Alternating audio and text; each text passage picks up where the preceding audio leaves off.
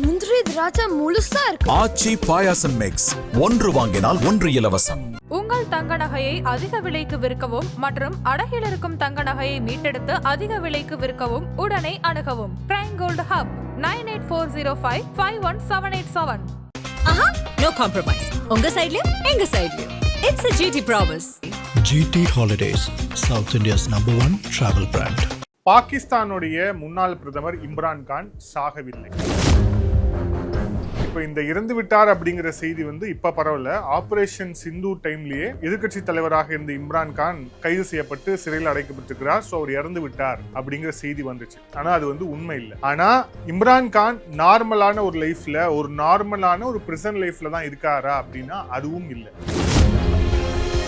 America தீவிரவாதிகளுக்கு எதிராக நாங்க போராடுறோம், தீவிரவாதிகளை ஒடுக்குறோம் அப்படிங்கிற பேர்ல நகர்ந்தாலும் கூட அவர்களுடைய அணுகுமுறை அப்படிங்கிறது மேலும் பல தீவிரவாதிகளை உருவாக்கும் விதமா தான் இருக்கு அப்படின்னு இம்ரான் கான் என்னைக்கு சொன்னாரோ, அவருடைய ஃபாரின் பாலிசியில அவர் அமெரிக்காக்கு எதிரான ஒரு ஷிஃப்ட் அவர் எப்ப எடுத்தாரோ அப்பையில இருந்து அவருக்கான பிரச்சனை அப்படிங்கிறது ஸ்டார்ட் ஆயிடுச்சு.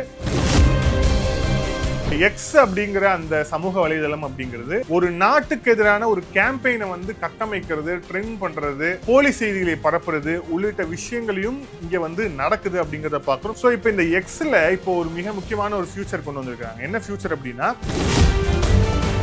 இந்தியா போன்ற ஜனநாயக நாட்டுல எதிர்கட்சியோடைய செயல்பாடு அப்படிங்கிறது மிகவும் முக்கியமானது. நமக்கு காங்கிரஸ் கட்சி, ராகுல் காந்தி அவர்கள் அவர் ஆக்டிவா செயல்பட்டு இருக்கிறாங்க. ஆனா இப்ப இந்த ஹேண்டில்ஸ் இருக்கக்கூடிய பல ஹேண்டில்ஸ் ராகுல் காந்தியோட தெரிவித்த கருத்துக்களை அவங்க ரீபோஸ்ட் பண்றது, அதே மாதிரி ராகுல் காந்தி தெரிவித்த கருத்துக்களை இன்னும் பூஸ்ட் பண்றது உள்ளிட்ட விஷயங்களை தொடர்ச்சியா பண்றாங்க. இது ஒரு ஆக்டிவ் டெமோக்ரஸி வளரணும், இந்தியால ஒரு கேள்வி கேட்கக்கூடிய ஒரு ஆக்டிவ் டெமோக்ரஸி, ஆரோக்கியமான ஜனநாயகம் வேணும் அப்படிங்கிறதுக்காக அவங்க கேட்கல.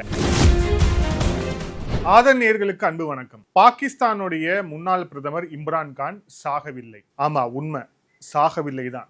ஏன்னா நிறைய சமூக வலைதளங்கள்ல ஒரு சில சேனல்கள் நம்ம பார்த்தோம், அவர் இறந்து விட்டார் அப்படின்னு செய்தி பரவுச்சு அப்படிங்கிறத பார்த்தோம். இப்ப இந்த இறந்து விட்டார் அப்படிங்கிற செய்தி இப்ப பரவல.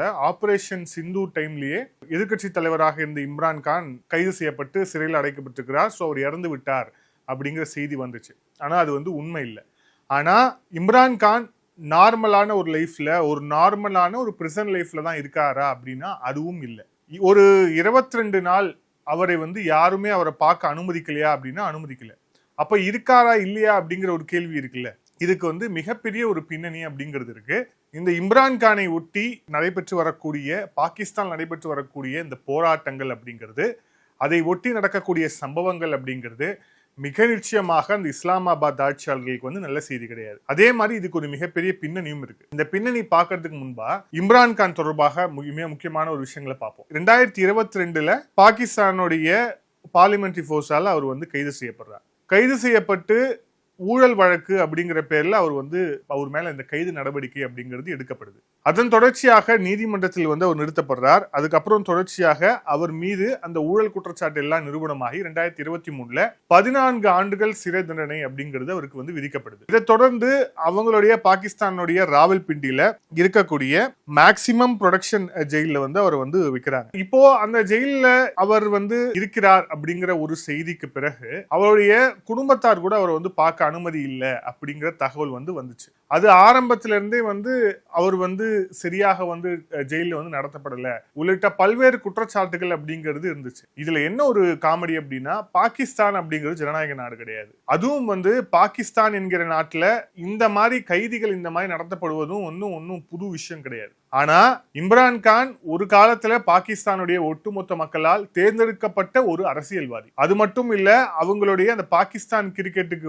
ஒரு முகமாக இருந்தவர், ஒரு இன்டர்நேஷனல் ஃபிகர்னே அவர் சொல்லலாம். அந்த அளவுக்கு இருக்கக்கூடிய ஒரு நபருக்கு இன்னைக்கு இந்த மாதிரியான கெதி வர்றதுக்கு என்ன காரணம் அப்படின்னா, அவர் உதிர்த்த ஒரு மிக முக்கியமான வார்த்தை அப்படின்தான். இம்ரான் கான் பிரைம் மினிஸ்டரா இருந்த போது பாகிஸ்தானுக்கு என்ன தேவை, பாகிஸ்தானுக்கு இப்ப என்ன ஸ்டாண்ட் எடுத்தா சரியா இருக்குங்கிற ரேஞ்சில ஓரளவுக்கு அந்த ஃபாரின் பாலிசியில ஒரு நீக்கு போக்காக நடந்து கொண்டார். இதே இம்ரான் கான் இந்தியாவுக்கு எதிரான பல்வேறு குற்றச்சாட்டுகளை, ஆதாரமற்ற குற்றச்சாட்டுகளை, காஷ்மீர் தொடர்பாக பல்வேறு விஷயங்களை பேசி இருக்கிறார். பேசி இருந்தாலும் கூட அவர் இந்த நிலைமைக்கு அவர் ஆளாக்கி இருக்கக்கூடிய விஷயம் என்ன அப்படின்னா 2 லைன்ல சொல்லலாம். ஒன்னு, அவருடைய ஃபாரின் பாலிசியில அவர் அமெரிக்காவுக்கு எதிராக போனது அப்படிங்கிறது தான் மிக முக்கியமான ஒரு விஷயம். அதுல குறிப்பா பாருங்க, ஒரு இடத்துல பேசும்போது the war on terror actually breeds the terrorist அப்படின்னு சொல்லிருக்காங்க. வார் ஆன் டெரர் அப்படிங்கிற பேர்ல அமெரிக்கா தீவிரவாதிகளுக்கு எதிராக வந்து நாங்க வந்து போராடுறோம், தீவிரவாதிகளை வந்து ஒடுக்குறோம் அப்படிங்கிற பேர்ல வந்து நகர்ந்தாலும் கூட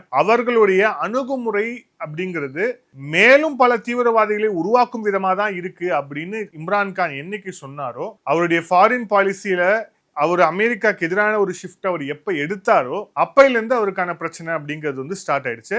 சோ அதன் பிறகு அந்த சிஐஏ நெட்வொர்க் வந்து நமக்கு தெரியும், சிஐஏ உடைய ஒரு ஏவல் நாய் தான் ISI.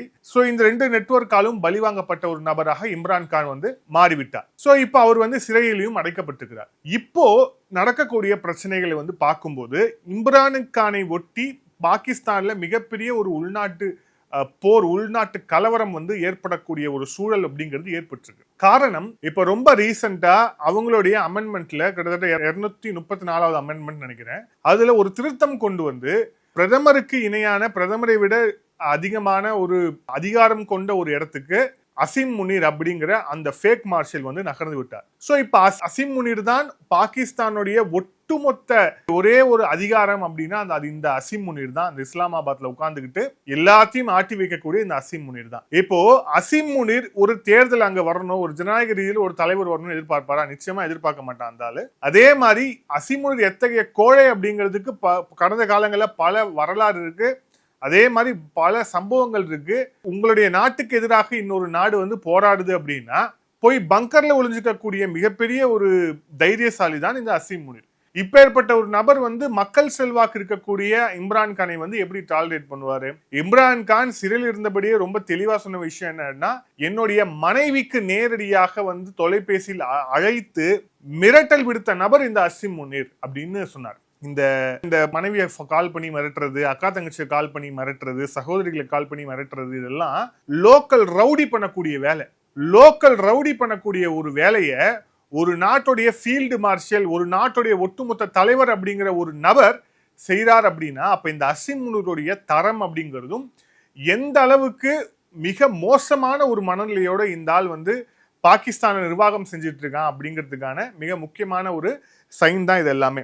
சோ இப்போ என்னதான் நீதிமன்றத்தால் தண்டிக்கப்பட்டாலும் கூட ஒரு சிறை கைதிக்கு இருக்கக்கூடிய சுதந்திரம் அப்படிங்கிறது இருக்கு, அவங்களுக்கான உரிமை அப்படிங்கிறது ஒண்ணு இருக்கு. இதற்கு முன்பாக வாரம் வாரம் அவரை போய் வந்து அவருடைய அட்வொகேட்ஸ் வந்து பார்த்துட்டு இருப்பாங்க. ஆனா கடந்த 22 நாட்களாக இம்ரான்கானை யாருமே வந்து பார்க்க முடியல. அவங்க கோர்ட் ஆர்டர் போட்டும் கூட அவங்க கோர்ட் அப்படிங்கிறது ஒரு பல்லு போன ஒரு அதிகாரம் அப்படிங்கிறதுக்கு இதை விட ஒரு சாட்சி இருக்கவே முடியாது. கோர்ட் அனுமதித்தும் அங்க இருக்கக்கூடிய அந்த ஜெயில இருக்கக்கூடிய சூப்பரண்டோ அந்த சிறை நிர்வாகமோ இம்ரான்கானை வந்து சந்திப்பதற்கு வந்து அவங்க அலோ பண்ணல அப்படின்னா அப்ப கோர்ட்டை இவங்க எந்த அளவுக்கு மதிக்கிறாங்க அப்படிங்கிறது வந்து மிக தெளிவாக தெரியக்கூடிய ஒரு விஷயமாக இருக்கிறது. ஸோ இதுதான் இந்த ஒரு விஷயம் அப்படிங்கிறது தான் மிகப்பெரிய அளவில் வந்து அங்க பிரச்சனையா மாறிட்டு இருக்கு. ஒண்ணு. ரெண்டாவது, இதை ஒட்டி இம்ரான்கானுடைய கைதை ஒட்டி அவங்களுடைய பார்ட்டி பாகிஸ்தான் தெஹ்ரீக் இன்ஃப்லாக் அப்படிங்கிற அவங்களுடைய அந்த கட்சி மிகப்பெரிய ஒரு போராட்டத்தை வந்து முன்னெடுத்து வருது. இம்ரான்கானுடைய தொண்டர்கள் நூற்றுக்கணக்கில் ஆயிரக்கணக்கில் வந்து பாகிஸ்தான்ல வந்து திரண்டு போராட்டம் நடத்தி வராங்க. இதுல ரொம்ப குறிப்பா சொல்லணும் அப்படின்னா கைபர் பக்துங்வா அவங்களுடைய மிக முக்கியமான மாகாணம், அது தொடர்பான மிக முக்கியமான செய்திகள் இருக்கு நம்ம கிட்ட. அந்த கைபர் பக்துங்வாவுடைய முதலமைச்சர் இருக்கக்கூடிய ஷொஹில் கான் அஃப்ரிடி அந்த நபர் என்ன சொல்லியிருக்காரு அப்படின்னா, பாகிஸ்தான் தெஹ்ரீக் இன்சாப் பார்ட்டியோடைய பார்லிமெண்டேரியன்ஸ் அந்த கட்சியோட எம்பிக்கள் எல்லாருமே இஸ்லாமாபாத் ஹைகோர்ட்டுக்கு வெளியே நின்று வாரம் செவ்வாய்க்கிழமை போராட்டம் பண்ணணும். குறிப்பாக அந்த அடிலா ஜெயில என்னமான விஷயங்கள் இம்ரான்கானுக்கு நடந்துகிட்டு இருக்கு அப்படிங்கிறத கோர்ட்டு மூலியமா நம்ம வெளில கொண்டு வரணும் அப்படின்னு ஒரு மாகாணத்துடைய முதலமைச்சர் வந்து போராட்டத்தை வந்து அறிவித்திருக்கிறார், போராட்டத்திற்கு அழைப்பு விடுத்திருக்கார் அப்படிங்கிறத பாக்குறோம். ஸோ ஒட்டுமொத்தமா இம்ரான்கானுடைய கட்சி அப்படிங்கிற தெருவில் இறங்கி இருக்கு. இது மிகப்பெரிய ஒரு பதற்றமான ஒரு சூழலை வந்து ஏற்படுத்தியிருக்கு. இப்போ இந்த கைபர் பக்துங்வா அப்படிங்கிறது ஆப்கானிஸ்தானுடன் சர்வதேச எல்லையை பகிர்ந்திருக்கக்கூடிய பாகிஸ்தானுடைய ஒரு மாகாணம். இப்போ இந்த மாகாணத்துல எந்த அளவுக்கு வந்து இப்ப ரத்த ஆறு ஓடிட்டு இருக்கு அப்படின்னா தினம் தினம் தினம் எங்கேயாவது ஒரு இடத்துல பயங்கரவாத தாக்குதல் அப்படிங்கிறது நடந்துட்டு இருக்கு. யாரை நோக்கி அப்படிங்கிறது மிக முக்கியமான விஷயம். இந்த இஸ்லாமாபாத் ஆட்சியாளர்களுடைய சோகால்டு காவலர்கள், சோகால்டு பாதுகாப்பு படை வீரர்கள் மீது தான் தெரிக்கி தலிபான் அப்படிங்கிற அந்த அமைப்பு, டிடிபி அப்படிங்கிற தெரிக்கி தலிபான் பாகிஸ்தான் அப்படிங்கிற அந்த அமைப்பு மிகப்பெரிய ஒரு தாக்குதலை வந்து டெய்லி நடத்திட்டு இருக்காங்க. அதுல ஒரு தாக்குதல் பாருங்க, பன்னு அப்படிங்கிற ஒரு போலீஸ் ஸ்டேஷன்ல மேசிவான ஒரு அட்டாக் இந்த தெரிக்கி தலிபான் வந்து நடத்தி இருக்கிறாங்க. இந்த அட்டாக்ல 7 பாகிஸ்தான் அரசாங்கத்துக்கு கீழே வேலை செய்யக்கூடிய 7 காவலர்கள் கொல்லப்பட்டிருக்கிறாங்க. அதே மாதிரி இன்னும் 10க்கும் மேற்பட்டோர் வந்து காயமடைந்திருக்கிறாங்க. இது காவல் நிலையத்தில் நடக்கக்கூடிய தாக்குதல் அப்படிங்கிறது. இப்போ இதோட நின்னுச்சா, இந்த ஒரு இடத்தோட நின்னுச்சா அப்படின்னா அதுதான் கிடையாது.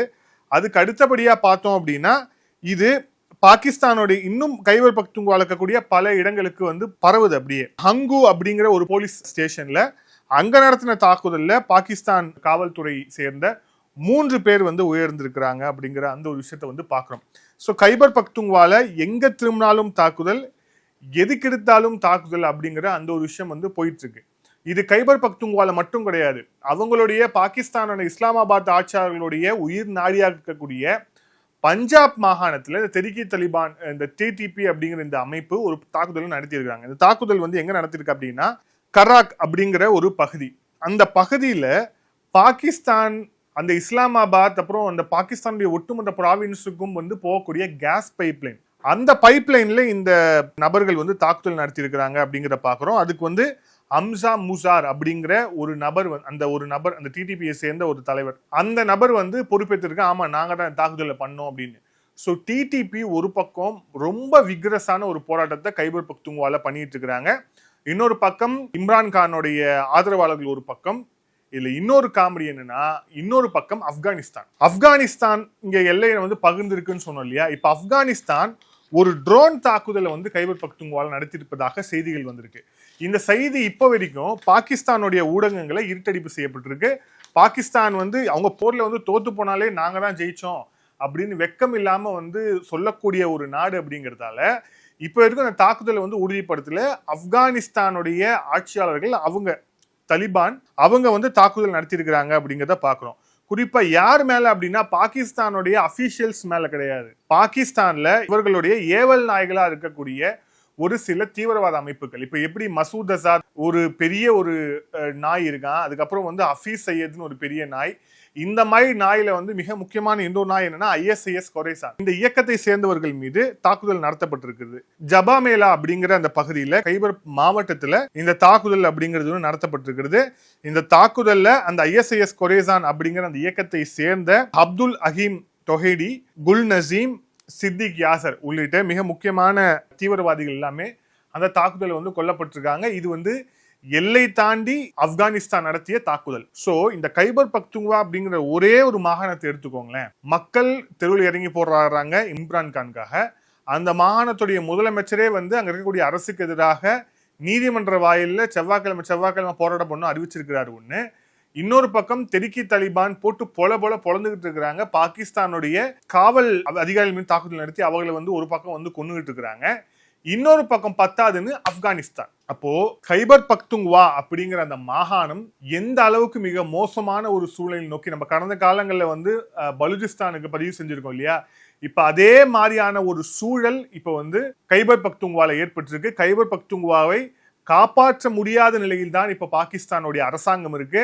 கைபர் பக்துன்குவாவோட பல பகுதிகளுக்கு பாகிஸ்தானுடைய ராணுவம் போக முடியாது அப்படிங்கிறதான் மிக முக்கியமான ஒரு செய்தி. இந்த பதிவோட இறுதியா இன்னொரு மிக முக்கியமான ஒரு தகவலை பார்ப்போம். இது ஒரு அப்டேட்னு சொல்லலாம். இந்த அப்டேட்டை தாண்டி இது வந்து நேஷனல் செக்யூரிட்டி சம்பந்தமாக மிக முக்கியமான ஒரு பிரேக் த்ரூவா வந்து இருக்கு. இதுக்கு வந்து எலான் மஸ்க்கு தான் வந்து நன்றி சொல்றேன். எக்ஸ் அப்படிங்கிற அந்த சமூக வலைதளம் அப்படிங்கிறது சர்வதேச அளவுல மிக முக்கியமான நியூஸ் பூலா வந்து இருக்கு. ஒட்டுமொத்தமா எங்கெங்கெல்லாம் வந்து செய்திகள் இருக்கோ அந்த செய்திகளை கொட்டக்கூடிய இடமாக இருக்கிறது.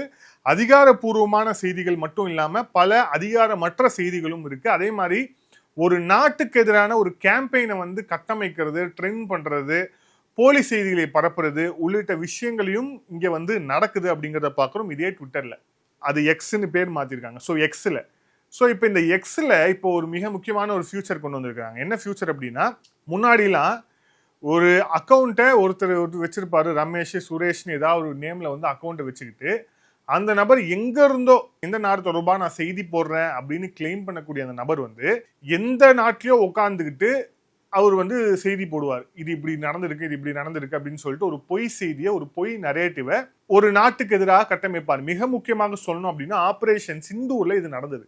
ஆபரேஷன் சிந்தூர்ல பாகிஸ்தானுடைய ஏர் டிஃபென்ஸ் சிஸ்டத்தை வந்து ஏமாத்துறதுக்கு இந்தியா அனுப்பிச்ச ஒரு ட்ரோன் பொம்மைகள், இந்த அதாவது ரஃபேலோடைய சிக்னல்ஸை வந்து எமிட் பண்ணக்கூடிய ஒரு ட்ரோன்ஸ், அது வந்து ஒரு புரோட்டோடைப். அதே மாதிரி வந்து அதை வந்து ஒரு பகடக்காயா பயன்படுத்தலாம். அந்த மாதிரி ஒரு விஷயத்தை அனுப்பி அதை சுட்டு வீழ்த்தினோடைய ரஃபேல் அடிச்சிட்டோம் அப்படின்னு பாகிஸ்தான் வந்து உலகம் பூரா அவங்களுடைய அந்த இன்ஃபர்மேஷன் வார்ஃபேருக்கு அவங்க வச்சிருக்கக்கூடிய இந்த பொய் செய்திகளை கட்டமைக்க அவங்க வச்சிருக்க அந்த யூனிட் மூலியமா மிக பெரிய அளவுல வந்து அதை பரப்புனாங்க. அதை வந்து அப்ப நம்மளால அப்போ வந்து ஈடு கொடுக்க முடியல தான். ஏன்னா இன்ஃபர்மேஷன் வார்ஃபேர்ல அவங்க ரொம்ப ஸ்ட்ராங்கா இருக்காங்க. அவங்களுக்கு ஆதரவாக துருக்கி உள்ளிட்ட நாடுகள் வந்து அவங்களுக்கு பின்னாடி இருக்கு. ஸோ இப்போ இந்த எக்ஸ்ல வந்து இப்ப இந்த விஷயம் வந்திருக்கு. என்ன விஷயம் அப்படின்னா, யார் எங்க இருந்து பதிவு செய்தாலும் அவங்க எங்க இருந்து பதிவு செய்யறாங்க அப்படிங்கிற ஊர் வந்து அங்க காமிச்சிடும். இவங்க வந்து சவுதி அரேபியால இருந்து பண்ணிட்டு இருக்காங்களா, பாகிஸ்தான்ல இருந்து பண்ணிட்டு இருக்காங்களா, இஸ்லாமாபாத்ல இருந்து பண்ணிட்டு இருக்காங்களா அப்படின்னு. ஸோ இனிமே வரக்கூடிய இப்ப நம்ம எக்ஸை வந்து பயன்படுத்தக்கூடிய நம்ம நண்பர்கள் வந்து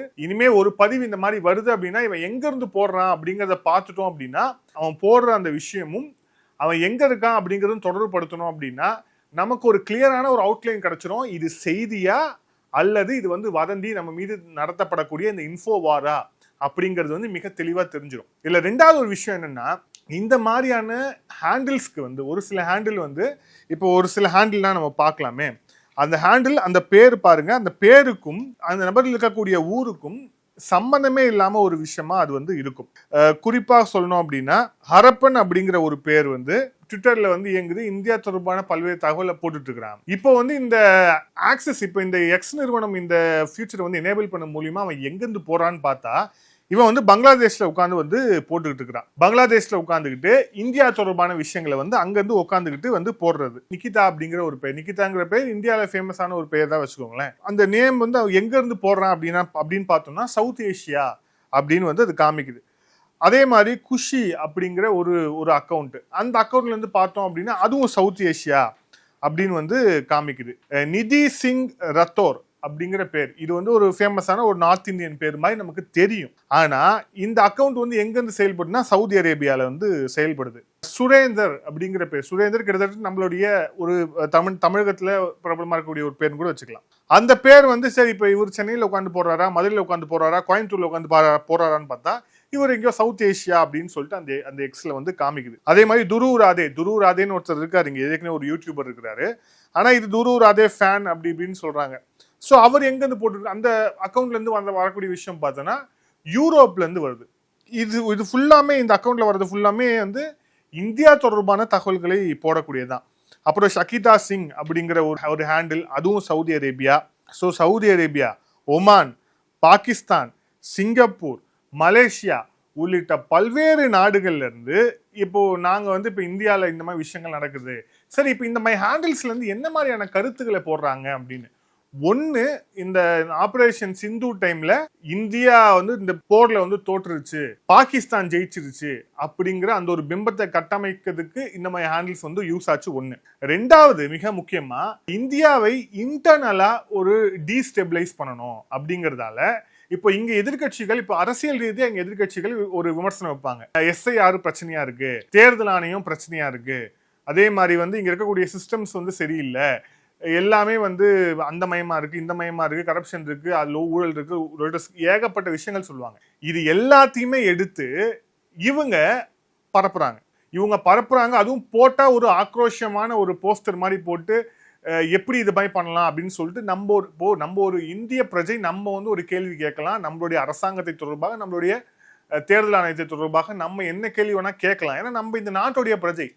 ஆனா இந்த நாட்டுடைய பிரஜையாவே இல்லாம எங்கேயோ சவுதி அரேபியாலையும் ஓமன்லயும் உட்காந்துக்கிட்டு நீ போடுற அப்படின்னா அப்போ உனக்கு பின்னாடி இருக்கக்கூடிய சக்தி என்ன, நீ போறதுக்கான நோக்கம் என்ன அப்படிங்கறத வந்து நம்ம கேள்வி கேட்டு ஆகணும். இதுல ஏன் இன்னொரு விஷயம் இதுல வந்து ஆபத்தா இருக்கு அப்படின்னா, இந்தியா போன்ற ஜனநாயக நாட்டுல எதிர்கட்சியோடைய செயல்பாடு அப்படிங்கிறது மிகவும் முக்கியமானது. இப்போ இங்க வந்து நமக்கு வந்து காங்கிரஸ் கட்சி ராகுல் காந்தி அவர் வந்து ஆக்டிவா வந்து செயல்பட்டு இருக்கிறார். ஆனா இப்ப இந்த ஹேண்டில்ஸ் இருக்கக்கூடிய பல ஹேண்டில்ஸ் வந்து ராகுல் காந்தியோட தெரிவித்த கருத்துக்களை அவங்க வந்து ரீபோஸ்ட் பண்றது, அதே மாதிரி ராகுல் காந்தி தெரிவித்த கருத்துக்களை இன்னும் பூஸ்ட் பண்றது உள்ளிட்ட விஷயங்களை வந்து தொடர்ச்சியா பண்றாங்க. இது ஒரு ஆக்டிவ் டெமோக்ரஸி வந்து வளரணும், இந்தியால வந்து ஒரு கேள்வி கேட்கக்கூடிய ஒரு ஆக்டிவ் டெமோக்ரஸி, ஆரோக்கியமான ஜனநாயகம் வேணும் அப்படிங்கிறதுக்காக அவங்க கேட்கல. இது ஒரு இன்டர்நேஷனல் நரேட்டிவ். இந்த நரேட்டிவை காமிச்சு இந்தியால இந்த மாதிரி நடக்குது அப்படிங்கிற விஷயத்த வந்து இதுல பல ஆங்கிள்ஸ் வந்து ராகுல் காந்தியை தனிப்பட்ட முறையிலேயே வந்து ஃபாலோ பண்ணக்கூடியவங்களும் இருக்காங்க. ராகுல் காந்தியும் ஒரு சில இடங்கள்ல அவரும் வந்து இந்த நரேட்டிவ்ஸ்க்கு வந்து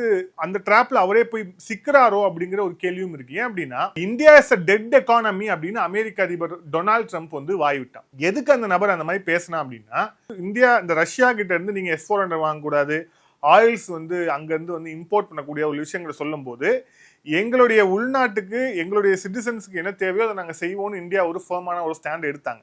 இந்த ஸ்டாண்டை பொறுக்க முடியாம இந்தியாவை பணிய வைக்கணும் அப்படிங்கிற காரணத்துக்காக India is a dead economy, அது வந்து ஒரு செத்துக்கொண்டு இருக்கக்கூடிய ஒரு பொருளாதாரம்னு டொனால்ட் ட்ரம்ப் சொன்னார். இந்த டொனால்ட் ட்ரம்ப் சொன்ன கருத்து தொடர்பா நம்மளுடைய பத்திரிகையாளர் ராகுல் காந்தி கிட்ட கேட்கிறப்போ ட்ரம்ப் வந்து சரியாதான் சொல்லியிருக்கிறாரு அப்படின்ட்டு ஒரு விஷயத்த சொன்னார். இப்போ ஒரு எதிர்கட்சியாக பிரதமர் மோடி மீதோ அமித்ஷா அவர்கள் மீதோ இந்த இந்திய அரசாங்கம் மீதோ எத்தகைய ஒரு கடுமையான ஒரு தாக்குதலையோ விமர்சனத்தையோ வைப்பதற்கு ராகுல் காந்தி செய்யலாம், செஞ்சுக்கிட்டு தான் இருக்காரு, அதில் ஒன்றும் இது இல்லை.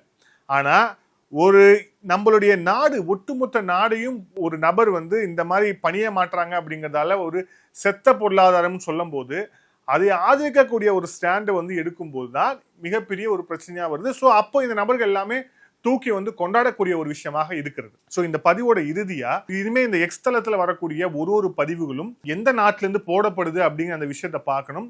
அதே மாதிரி கண்மூடித்தனமா ராகுல் காந்தி பத்தி போட்டுக்கிறாங்க, எதிர்கட்சி பத்தி போட்டுக்கிறாங்க, இவங்க தேர்தல் ஆணையத்தை எதிர்க்கிறாங்க அப்படிங்கறதாலே அவர்கள் இந்தியர்கள் நினைச்சிடக்கூடாது. இந்தியால இருந்து அவங்க ஆக்டிவா போட்டுட்டு இருக்காங்கன்னு நினைச்சிடவே கூடாது. அவங்க எல்லாம் எந்த நாட்டுல உட்கார்ந்துட்டு இருக்காங்க அப்படிங்கிற இந்த விஷயத்த பார்த்தாதான் நமக்கு இன்னும் வந்து இதுல வந்து கிளாரிட்டி கிடைக்கும். இந்த எக்ஸோடைய இந்த ஃபீச்சர் அப்படிங்கிறது மிக முக்கியமான ஒரு விஷயங்களை அம்பலப்படுத்த போது ஏற்கனவே பல ஹேண்டில்ஸ் வந்து இந்த மாதிரி அம்பலமாயிட்டு இருக்கு. இன்னும் வரும் காலங்களிலும் பல விஷயங்கள் வந்து அம்பலமாகும். இனிமே வந்து வார் இன் இந்தியா, டெட் இந்தியா அப்படின்னு போட்டு இந்த ட்விட்டர்ல வந்து ட்ரெண்ட் ஆகுது அப்படின்னா அதுல அதிகமாக வரக்கூடிய அந்த ட்வீட்ஸ் எந்த நாட்டுல இருந்து வருது அப்படின்னு பார்த்தோம் அப்படின்னாலே எந்த நாடு இதுக்கு பின்னாடி இருக்கு அப்படிங்கறத வந்து நம்ம வந்து புரிஞ்சுக்கலாம். அப்படி இல்லைன்னா எந்த நாடுடைய ப்ராக்சியாக இந்த நாட்டில் இந்த நபர்கள் உட்கார்ந்து இந்த மாதிரி பண்றாங்க அப்படிங்கறத வந்து நம்ம புரிஞ்சுக்கலாம். மீண்டும் இன்னொரு காணொலியில் சந்திப்போம். அது நன்றி, வணக்கம்.